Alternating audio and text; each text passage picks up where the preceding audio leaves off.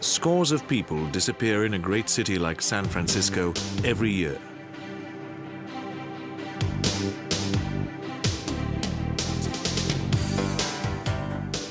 Many walk out deliberately to get away from lives they find unbearable.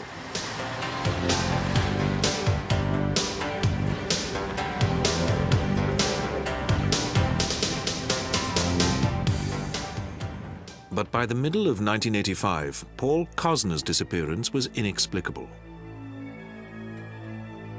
He had left his home the previous November to hand over his car to a man who had just bought it.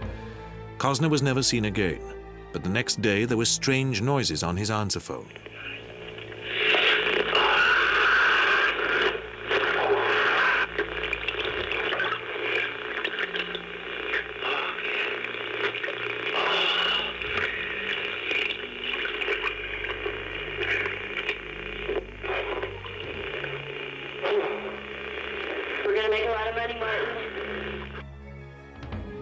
The police were called in. As Cosner's friends told them, there seemed no reason for him to want to walk out of his life. He's a healthy individual. There's nothing physically wrong with him, nor is there anything mentally wrong with him. He is a happy person, not given to any kind of bouts of depression or despondency. The more the police looked into Paul Cosner's background, the more it seemed certain he had been the victim of some crime.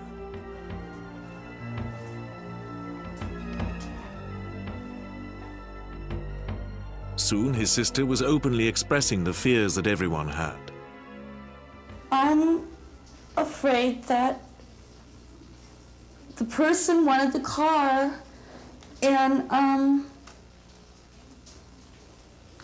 maybe tried to rob Paul and stole the car, put his body somewhere. I don't know. I don't think a car would be worth it, but I don't know.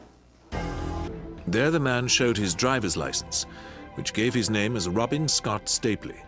He repeated that he did not know the boy, having only just asked him to do some work for him.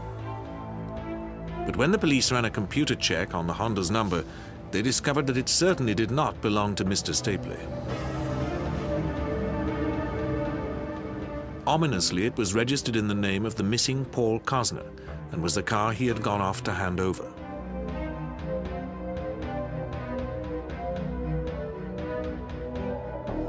Mr. Stapley had some explaining to do, but as the police prepared to question him, he asked for a pencil and paper. After writing a few words, he took a capsule and then slumped forward unconscious. Thinking that he had had a heart attack, the police rushed him to a hospital.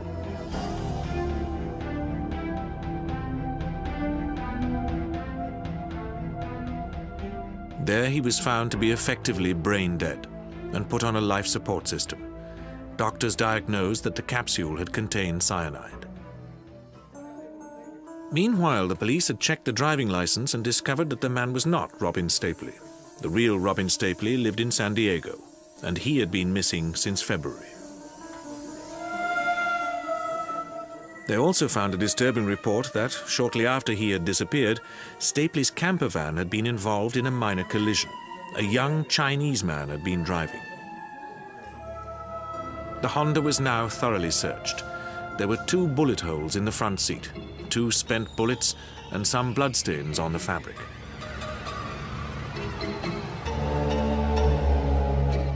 The worst fears of Cosner's family and of the private detective they had hired to try to track him down seemed to have come true.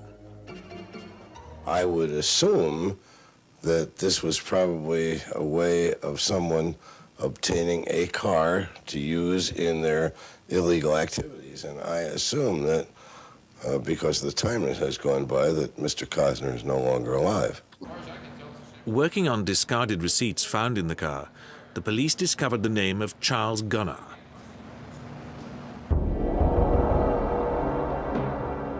He lived near Weasleyville in Calaveras County, about 150 miles north of San Francisco.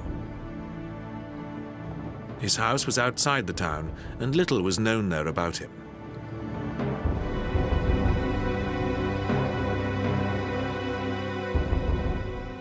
But the local sheriff, Claude Ballard, reported that he suspected that Gunnar, and a Chinese youth named Charles Ng, with whom he lived, might have been involved in selling stolen property. They had appeared in local towns with furniture that belonged to a young couple named Lonnie Bond and Brenda O'Connor, who lived in a neighboring house. Gunnar had claimed that the couple had moved to Los Angeles and left the furniture with him to pay off a debt. Nothing had been heard of Bond or O'Connor or their baby since then. The police now checked Charles Gunnar's fingerprints.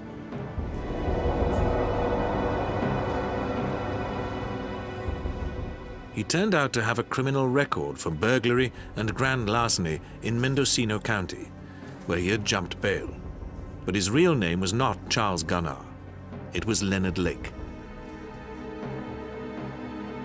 Further investigation into Lake's background showed that his younger brother Donald had been reported missing in July 1983. Charles Gunnar was the name of Lake's best man. He had not been seen for several months.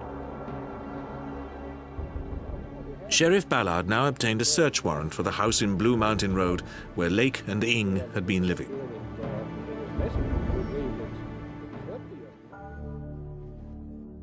On the morning of Tuesday, the 4th of June, officers from San Francisco joined the local police.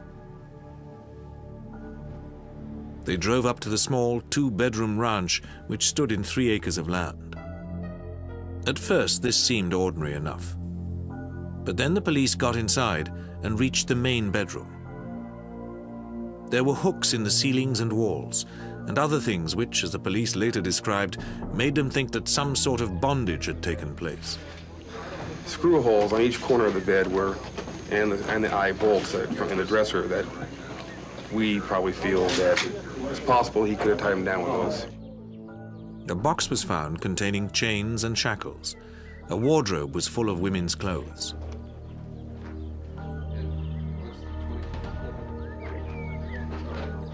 The police also found some expensive video equipment in one of the rooms.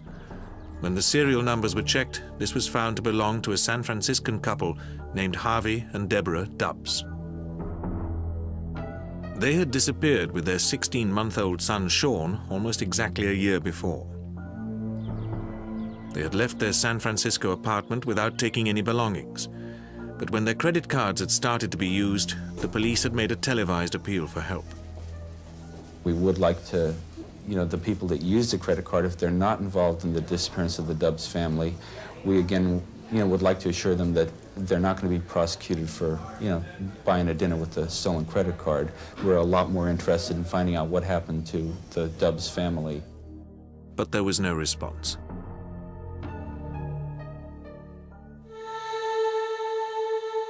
As a police task force was assembled, it was noticed that there were signs of digging outside, with a long trench apparently intended for a telephone line.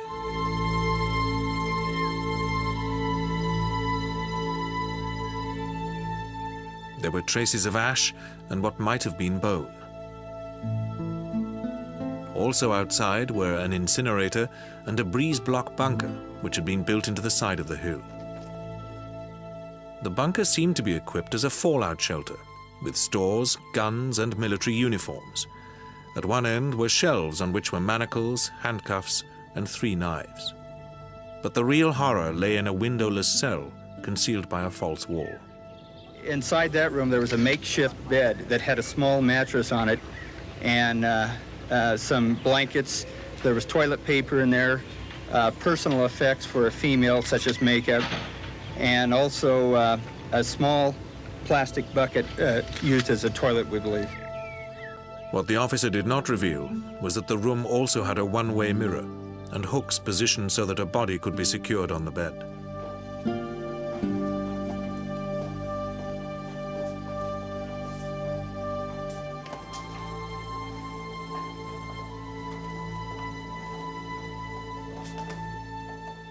On the wall of the small cell were 25 photographs of young girls, some of them never identified.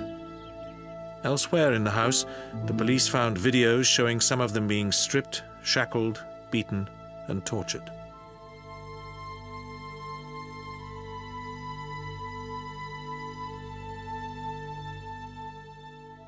One of these was recognized as Deborah Dubbs. Over the next few days, the remains of an increasing number of bodies were found. But the precise number could at first only be speculation. I would make a fair guess. The people that are missing in my county, the people that Chief Murphy is missing from San Francisco, it would exceed 20 people. There's a lot of digging to be done. Identification was almost impossible, since all the bodies had been cut up with a chainsaw and then burned in pieces in the incinerator.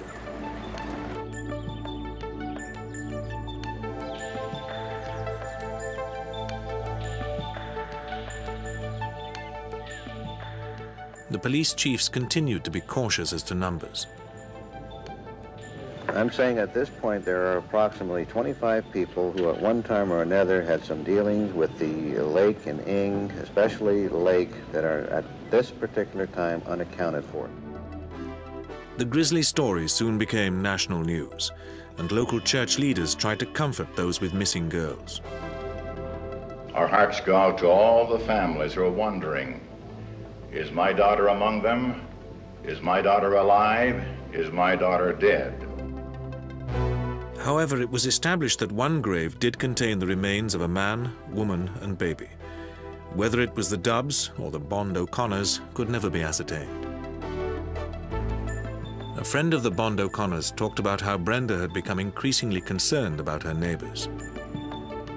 She was worried about going back up there, that their neighbor was strange and had sexual videotapes, and that he had on several occasions propositioned them to come over and watch these, and that she feared for her life. On the 6th of June, as the investigation got underway, Lake's life support system had been switched off. By now, the police had built up a detailed background of the man, and his diary had been found, giving them an horrific picture of his last 2 years of killing.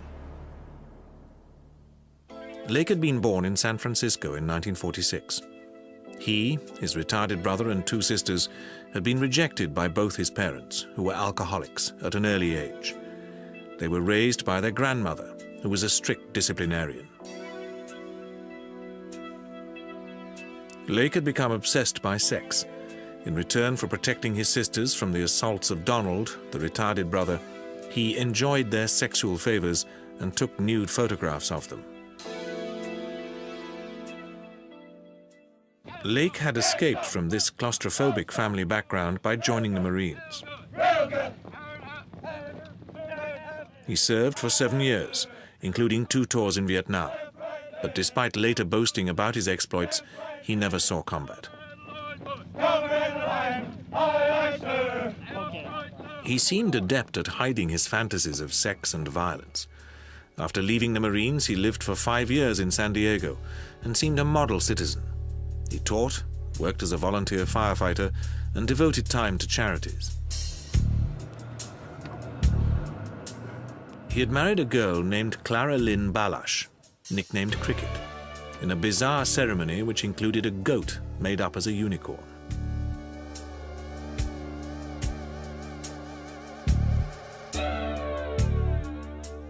The couple had moved back to Mendocino County, just over the Golden Gate Bridge from San Francisco.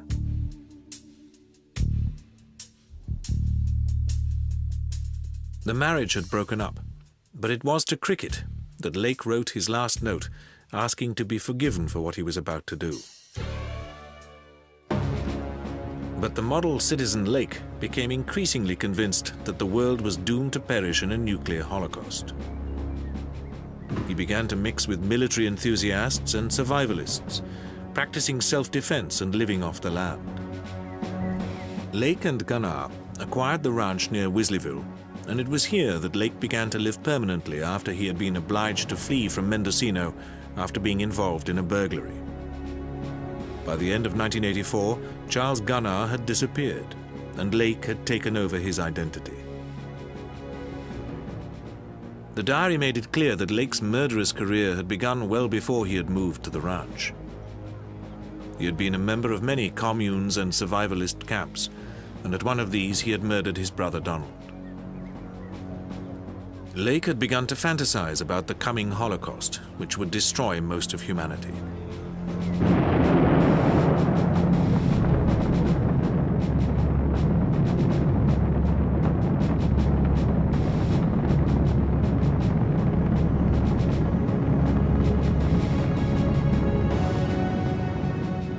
devised a plan called Operation Miranda, in which he would stockpile food, clothing, and weapons at the house in the hills.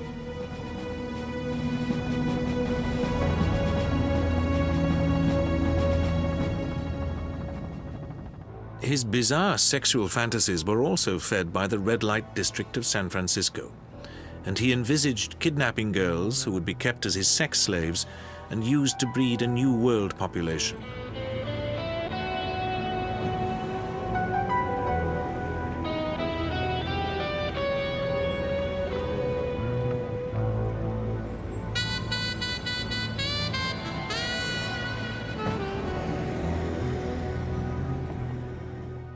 At some point while living in San Francisco, Lake met Charles Ng.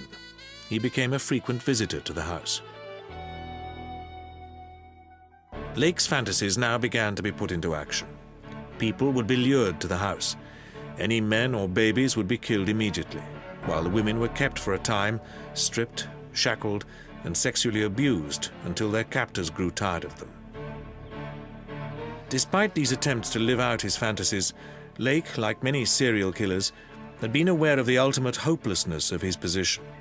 The thrill of capturing and killing his victims soon wore off. By the time he was captured by the police in San Francisco, Lake was deeply depressed and ready to commit suicide.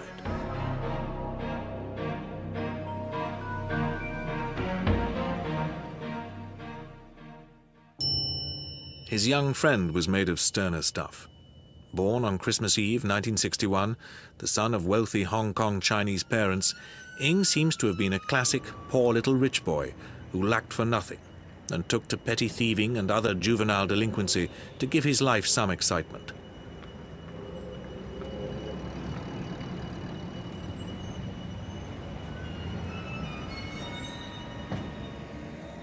Involved in a hit-and-run accident in September 1979, he avoided prosecution by joining the US Marines.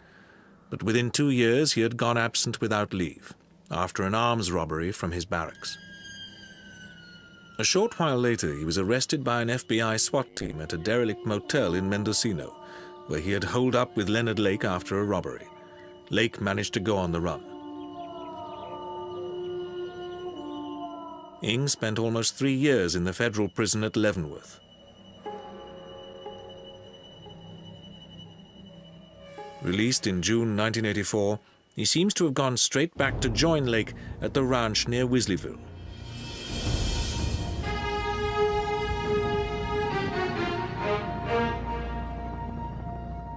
After 2 weeks of investigation at the house, police had unearthed 9 bodies and some 40 pounds of human bones. From licenses and other papers found in the house, the police were sure that the remains of Paul Cosner and Robin Stapley were among them, together with the 2 missing families. There were also the photographs of a total of 25 girls, some of whom were never identified.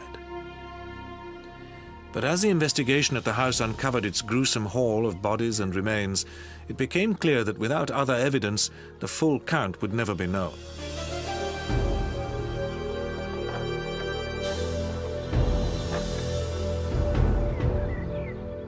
And the authorities were only too aware that the only person who might be able to provide that evidence had disappeared.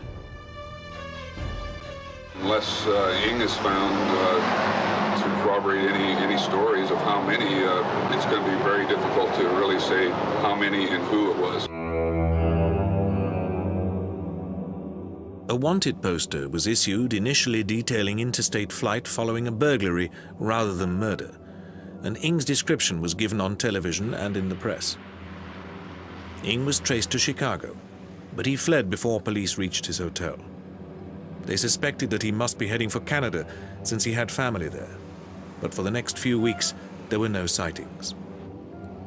Then, on Saturday, the 6th of July, 1985, a security guard in the Hudson's Bay Company department store in Calgary, Alberta, noticed a young Oriental man putting food under his jacket. As the guard went to arrest him, the young man pulled out a gun. One of the other shoppers saw the guard grapple with the man. The security guard got shot, but he was over top of him. And then someone said, "Get the police." The young man was overpowered, and police tried to identify him. His property was searched. He was carrying a California driver's license in the name of Charles Ng.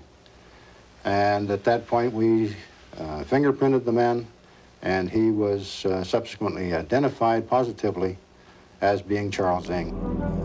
Immediately Ng's arrest had been announced, a team of San Francisco detectives and lawyers arrived in Calgary to make it clear that they would want him back to face trial for murder once the Canadians had finished with him.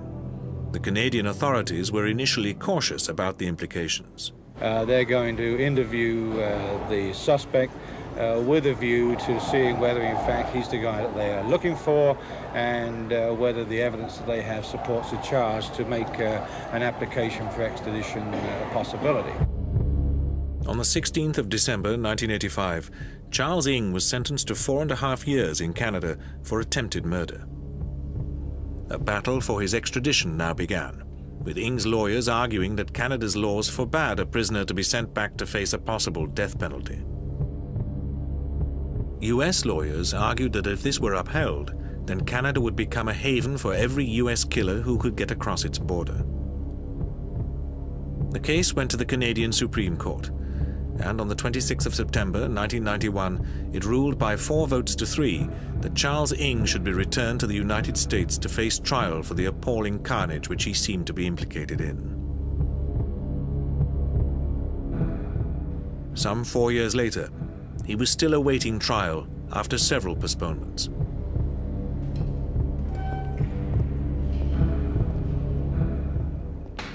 The police investigation of the house and bunker owned by Leonard Lake had been completed while Charles Ng was in prison in Canada. The horrific evidence found there, together with the videos and diaries which Leonard Lake had kept, established his guilt beyond any doubt.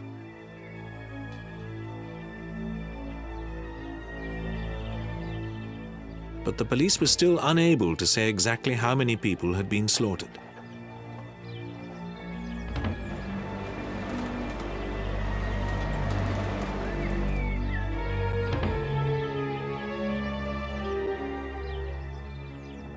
Only once Charles Ng comes to trial, and only if he decides to be more cooperative than he has hitherto, will some semblance of the full truth ever emerge about the crimes which were committed in the hills outside San Francisco.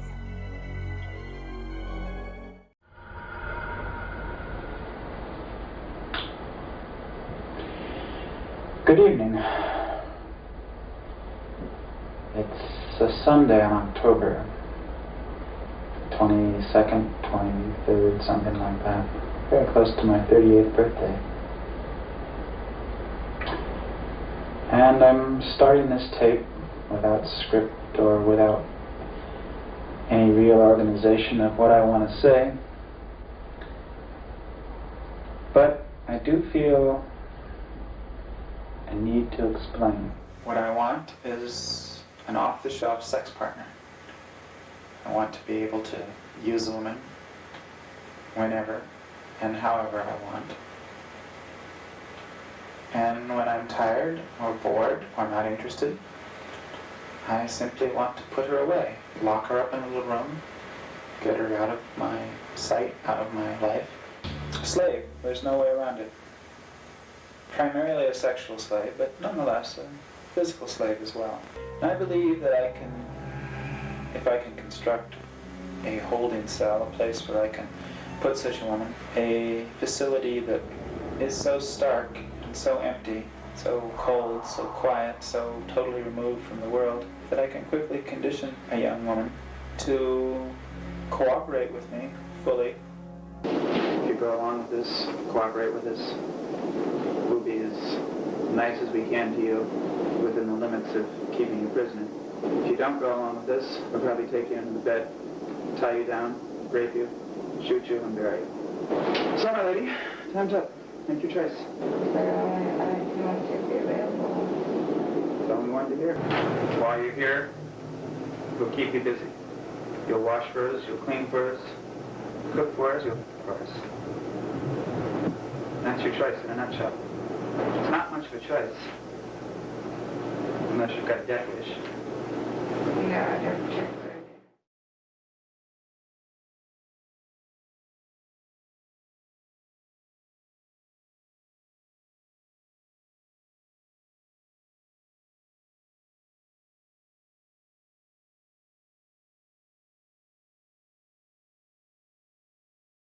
ever arises again, if there's any circumstance whatsoever that leads me to think that you're even attempting to make noise, it's immaterial as to whether I hear you or anyone else hears you. You will be whipped very severely. And tell me you understand. I understand. I'm having a little war within myself between what I want to do and what we might call is the decent thing to do. And for the moment, the decent thing to do is winning. So, rest. Okay, I just want you to know that I'm giving this stuff to you under protest. Not that you'd care, mind you.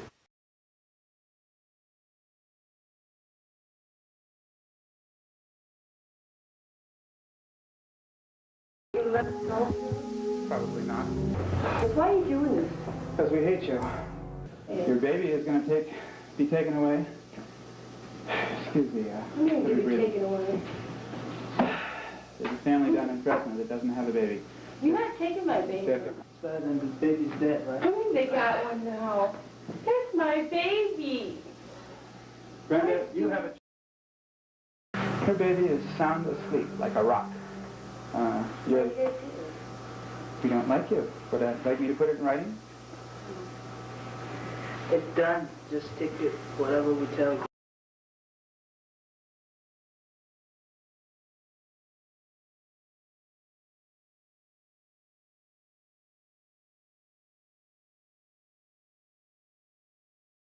Your way. Don't cut this bra. Nothing is yours now. You're totally ours. Why it's so hard? You're like sick. Supper. I'm gonna pass out into the night or something. Well, you can pass out, but we won't wake you up. Brenda, I have a lot of animosity against you, and I would just as soon start you out with a nice firm whipping right now to make you believe how serious we are.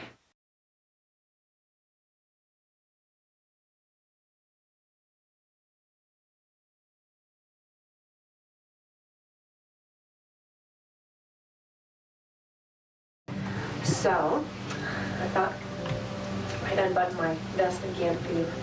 La, la, la.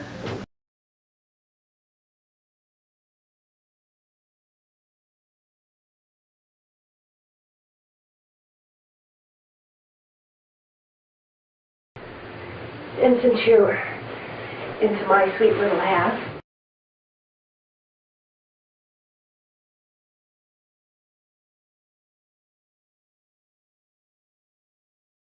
it's nice and soft and padded so we don't make marks, but it's nice and firm too. That's for next.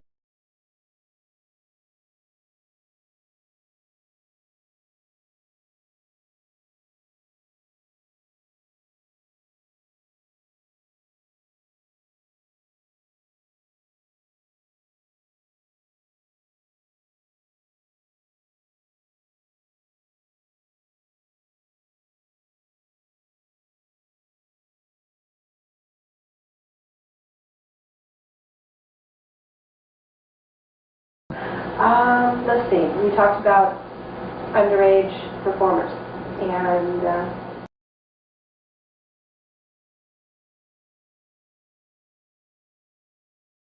but I've seen some awfully cute looking little 14, 16-year-olds that I envy, and I wouldn't mind watching them do something interesting.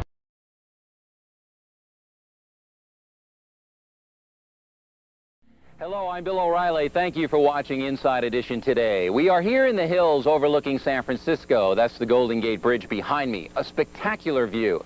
And a little later on, we will talk with Fergie, the Duchess of York, and find out if she has really settled down.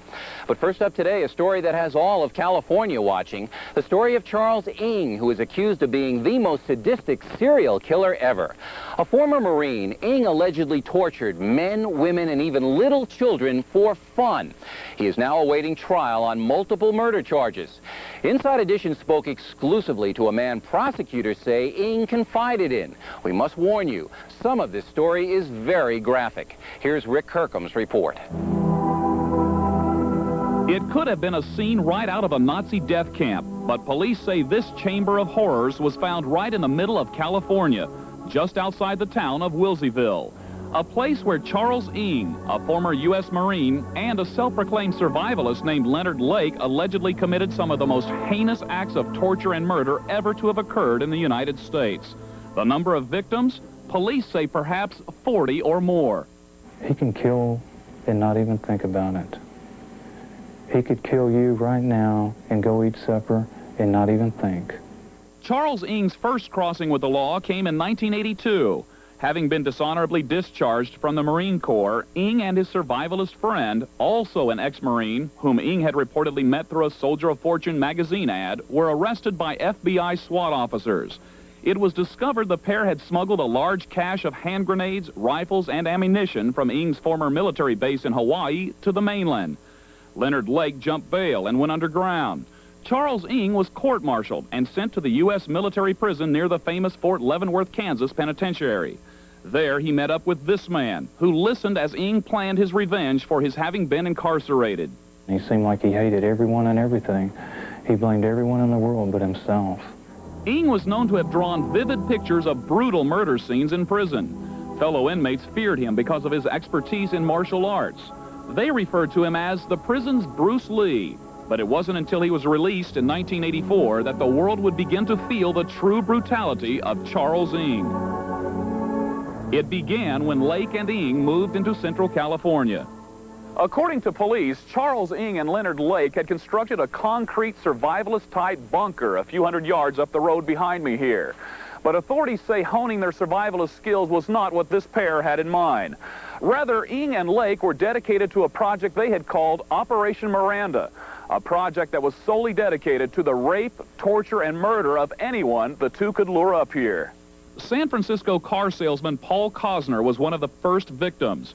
Cosner had run an ad to sell a car, and Leonard Lake had responded. Cosner then vanished. For 7 months, his sister Sharon lived a nightmare of not knowing what had happened to her brother. Then she got a call from police that made the horror of not knowing seem trivial. They told me that there were burnt bones. They told me that there were bones just thrown out in the front yard. They told me they thought they were human. They told me they'd found all kinds of videotapes, and it looks like they were some of them of torture. The discovery of this remote torture chamber came after police had confronted Ng and Lake outside this hardware store. On June 6, 1985, police were called to this South San Francisco supply house. It seems 2 security guards working here had spotted 2 men attempting to shoplift a 70-pound vise, a tool in this case used to firmly grip objects of at least the size of a bowling ball. Those 2 men were Charles Ng and Leonard Lake. Police had no idea of just who it was they had arrested until one of them looked into the back of the pair's car. A gun lying in the back seat led officers to check the car's registration. It was the Honda belonging to Paul Cosner. There were bullet holes and blood in the car as well. Police immediately arrested Leonard Lake, but Charles Ng escaped. Then, during his interrogation, Leonard Lake swallowed a cyanide capsule and collapsed dead in front of investigators, just as police were moving in on the pair's bunker. I think it was probably a getaway point, a torture chamber, as so stated in the press, maybe a survivalist retreat. Who knows what fantasies may have been in his mind when he built that bunker. We may never know. One person who does know is this man, a former friend and cellmate of Charles Ng. He is considered the key witness against Ng because it was this man that Ng called on the phone during his torturous activities on abducted women, vividly describing what Ng and Lake were doing to their victims. He used instruments of torture, vice grips on fingers, on knuckles, on sensitive body parts. He enjoyed it. It gave him pleasure. He loved to do that. Worse yet, Charles Ng and Leonard Lake had bragged about their torture on babies while their mothers watched. One case involving the reported placement of an infant into a microwave oven. He bragged to me once that he had roasted a sucker. Roasted a sucker? A sucker is a baby. If Charles Ng was calling you and telling you all these terrible details about tortures and murders, why didn't you go to the authorities? It seemed so incredible, I didn't believe him at first. Police spent more than 6 months unearthing dozens of pounds of human remains, some found in shallow trenches alongside the bunker. Only a portion of the remains could be identified. Police combed through the bunker itself, where victims were tied to chairs, left in rooms with only toilet paper and a small air pipe leading to the surface above. Meanwhile, one of the most intensive manhunts in history was being undertaken to find Charles Ng, a man authorities believed was the equivalent of the devil himself. 1 month after escaping arrest at this hardware store, Ng was captured outside this Canadian store, again after allegedly shoplifting, and this time shooting a person inside the store. It would be 5 years before Canadian authorities would allow his extradition, Ng finally becoming one of the only people ever extradited from Canada, with authorities there knowing he faced an almost certain death penalty. Ng bragged that he would again get revenge. He created a hit list of 77 names he said his followers would execute: prosecutors, police, and friends like this one. Do you fear Charles Ng even though he's in prison? Yes, of course. He has absolutely no conscience. He may have a cult following, who knows? Because of the fear surrounding Ng, his alleged torturous past, and possible followers, his first appearance in a U.S. court in September of this year was one of the most heavily guarded ever, as a judge warned Ng of his possible fate for the 11 murders Ng is charged with so far. Mr. Ng, if you are convicted of 2 or more of 187, that is, the homicide counts, the maximum possible penalty, Mr. Ng, is death. Do you understand the maximum possible penalty, Mr. Ng? I've thought a lot of time about why they did this. And the only thing I've come up with is that they thought it was fun. No excuses. They just thought it was fun. Charles Ng still awaits his trial almost 7 years after the crimes he's alleged to have committed occurred.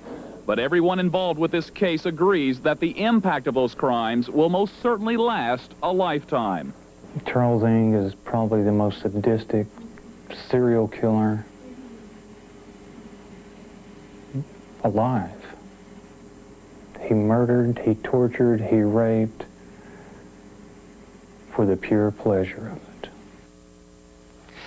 Well, authorities are taking no chances with Charles Ng. He's at Folsom Prison under the most tightly secured custody in California history. He's not even allowed to receive mail. We'll keep you posted on the upcoming trial.